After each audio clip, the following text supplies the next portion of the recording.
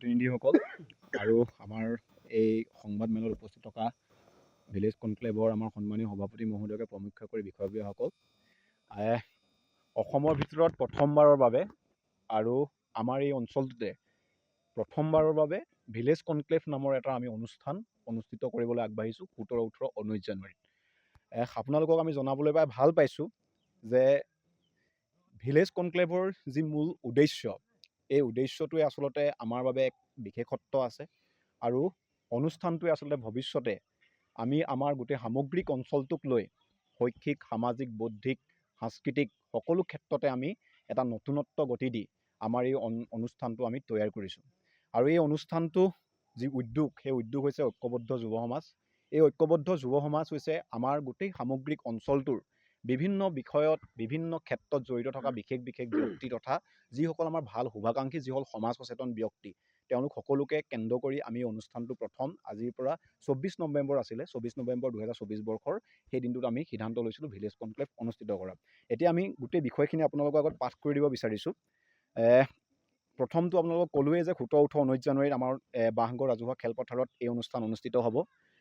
আৰু এই অনুষ্ঠানৰ প্ৰথম দিনৰ যিটো কাৰ্যসূচী, সেই কাৰ্যসূচী আমাৰ স্থানীয় আচলতে সমগ্ৰ অঞ্চলৰ আমি গোটেই মানুহবিলাকক আমি স্বৰ্গদেউ চাওলুং চুকাফা স্পেচিয়েলিটি হস্পিটেলৰ তৰফৰ পৰা এটা বিনামূলীয়া চিকিৎসা শিবিৰেৰে আমি আৰম্ভ কৰিব বিচাৰিছোঁ। আৰু সেয়া 17 জানুৱাৰীৰ প্ৰথম দিনৰ প্ৰথমটো কাৰ্যসূচী হ'ব। তাৰ পাছতে আমি যিহেতু সেই দিনটো হৈছে শিল্পী দিৱস, ৰূপকোঁৱৰ জ্যোতিপ্ৰসাদ আগৰৱালাৰ দেৱক সুঁৱৰি আমাৰ অনুষ্ঠানটোৱে এই অঞ্চলৰ চিত্ৰকলাৰ লগত জড়িত থকা প্ৰায় 2 শতাধিক ছাত্ৰ ছাত্ৰীক লৈ প্ৰথমবাৰৰ বাবে আচলতে আমি গাঁৱত জ্যোতিপ্ৰসাদ আগৰৱালাৰ এখন বৃহৎ আকাৰৰ ছবি আমি অংকন কৰিবলৈ আগবাঢ়িছোঁ। এই ছবিখন অংকনত নেতৃত্ব দিব মাৰ্চেল বৰুৱা বুলি কয় চিত্ৰশিল্পী। তেওঁ আপোনালোকে জানে অলপ দিনৰ আগতে এটা পৰিৱেশক আচলতে গিবনক লৈ কেন্দ্ৰ কৰি যিয়ে তেওঁ এটা আৰ্ট অংকন কৰিছিল, সেই আৰ্টত তেওঁ আচলতে তেওঁক নেতৃত্ব দি তেওঁ জেল হাজতলৈ যাব লগা হৈছিল। সেই মাৰ্চেল বৰুৱাৰ নেতৃত্বত আমাৰ অঞ্চলৰ প্ৰায় 2 শতাধিক ছাত্ৰ ছাত্ৰীয়ে প্ৰথমবাৰৰ বাবে ৰূপকোঁৱৰ জ্যোতিপ্ৰসাদ আগৰৱালাৰ এখন চিত্ৰ অংকন কৰিব। আৰু সেই চিত্ৰ, আটাইতকৈ ডাঙৰ কথাটো এইটোৱে, আমি চিত্ৰক আমাৰ এই অংকন কৰা বা ছাত্ৰ ছাত্ৰীসকলক আমি উৎসাহিত কৰিব বিচাৰিছোঁ। আৰু প্ৰথমবাৰৰ বাবে সেই চিত্ৰ অংকনৰ পাছত আমি অনলাইন আৰু অফলাইন মাধ্যমেৰে আমি সেই এটা নিলাম প্ৰক্ৰিয়াত আমি আমাৰ এই অনুষ্ঠানে নিলামত আচলতে দিব সেই ছবিখন। যদি আমি আপোনালোকৰ মাধ্যমেৰে আমি এটা কথা আহ্বান জনাব বিচাৰিছোঁ যে ৰূপকোঁৱৰ জ্যোতিপ্ৰসাদ আগৰৱালাক যি সৃষ্টিৰ আজি আপোনালোকে জানে, আৰু সেই ৰূপকোঁৱৰ জ্যোতিপ্ৰসাদ আগৰৱালাৰ সেই চিত্ৰৰে আমি তেওঁক সুঁৱৰিব বিচাৰিছোঁ।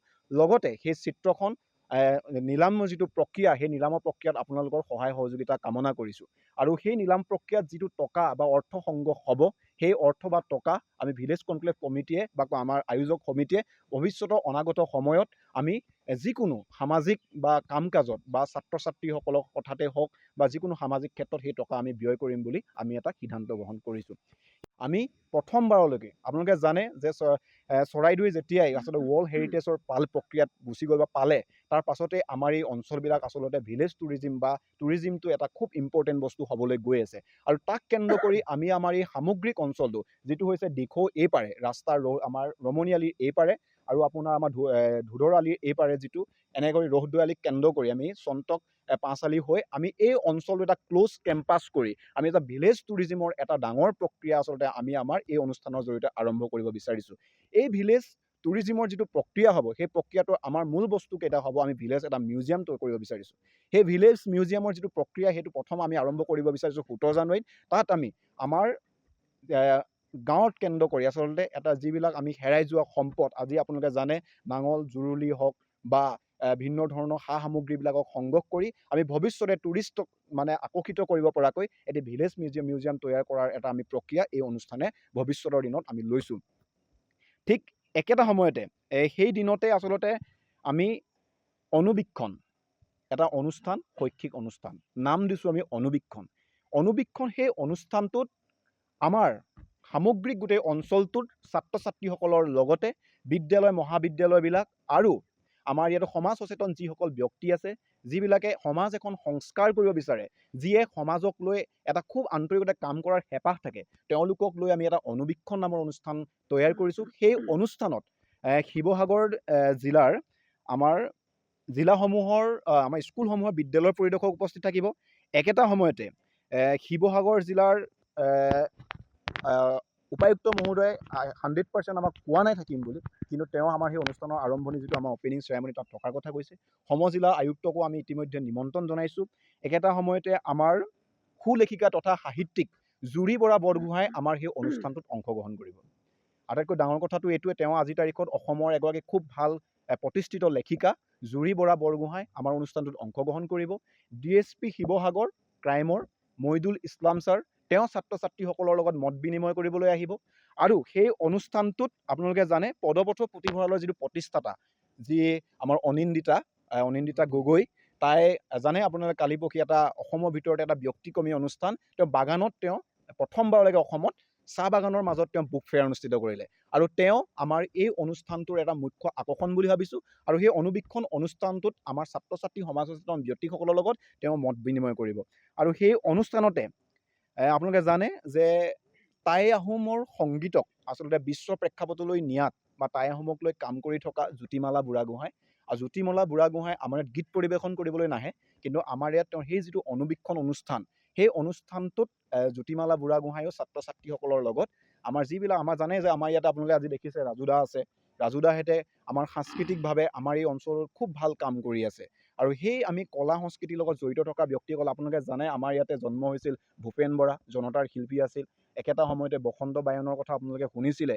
সেই আমাৰ ইয়াতে এটা সাংস্কৃতিকভাৱে আমাৰ খুব ভাল এটা নাম আছিলে। আপোনালোকে আগতে যদি শুনিছিলে পাপৰি নাট্য সমাজ বুলি কয়, যি নাট্য সমাজে অসমৰ বিভিন্ন প্ৰান্তত নাট প্ৰদৰ্শন কৰিছিলে। সেই গোটেই সাংস্কৃতিক পৰিৱেশটোক আমি এটা আকৌ যাতে উজ্জীৱিত কৰিব পাৰোঁ, তাৰ কাৰণে জ্যোতিমালা বুঢ়াগোহাঁইকো আমি নিমন্ত্ৰণ দিছোঁ। তেওঁ ইতিমধ্যে আহিম বুলি কৈছে।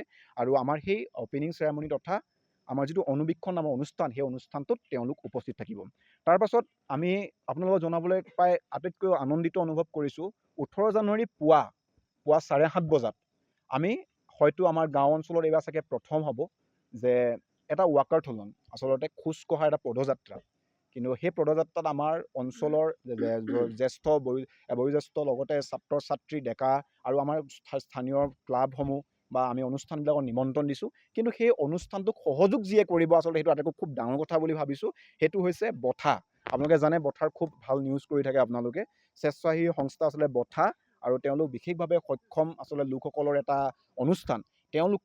তেওঁলোকে এই অনুষ্ঠানত আমাৰ লগত থাকিব। আৰু তাৰ জৰিয়তে আমি মেছেজ দিব বিচাৰিছোঁ যে আমি ক্ৰিয়াৰ দ্বাৰা আচলতে সামাজিক এটা একতা ঐক্যবদ্ধভাৱে আমি থকাৰ কথাটো আমাৰ এইটো এটা অনুষ্ঠান, মানে আমাৰ সেই আপোনাৰ পদযাত্ৰাটোৰ উদ্দেশ্য। লগতে স্বাস্থ্য সজাগতা, পাৰিপাৰ্শ্বিক সজাগতা, ঐক্য শান্তিৰ সজাগতা, পৰিষ্কাৰ পৰিচ্ছন্নতা, এই গোটেই বিষয়বিলাকক লৈ আমি বঠাৰ সহযোগত এটা আমি ৱাকাথন আছে, খোজকঢ়া আমাৰ এটা ৰাস্তা আছে, এনেকৈ কৰি আমি খোজকাঢ়িম। তাৰ জৰিয়তে আমি অসমবাসীক জনাব বিচাৰোঁ যে আমি বিশেষভাৱে সক্ষমসকলক লৈ সকলোকে লৈ আমি আমাৰ আচলতে এই যিটো এখন গ্ৰাম্য আদৰ্শ সমাজ বা আমাৰ এই অঞ্চলৰ পৰা আমাৰ যাতে সকলোকে আমি এটা মেছেজ দিব পাৰোঁ, তাৰ বাবে এটা অনুষ্ঠান ৰাখিছোঁ। আৰু শেষত আমি সেই 8:30-9টা বজাৰ ভিতৰতে বঠাৰ লগত আমি এটা মত বিনিময় অনুষ্ঠান ৰাখিছোঁ। তাত এটা টি পাৰ্টি হ'ব পুৱা, আৰু সেই অনুষ্ঠানটোতো মই ভাবোঁ আপোনালোক উপস্থিত থাকিলে আমাৰ খুব ভাল লাগিব। কিছু 18 জানুৱাৰীতে যে আমাৰ কৃষকসকলক আমি কৈছোঁ যে এই অনুষ্ঠানটোৰ নাম কৃষকসকলৰ মনৰ কথা বুজোৱা হওক। কাৰণ আপোনালোকে জানে কৃষকসকলেই হৈছে আমাৰ গোটেই গ্ৰাম্য অৰ্থনীতিটোৰ মূল ভেটি।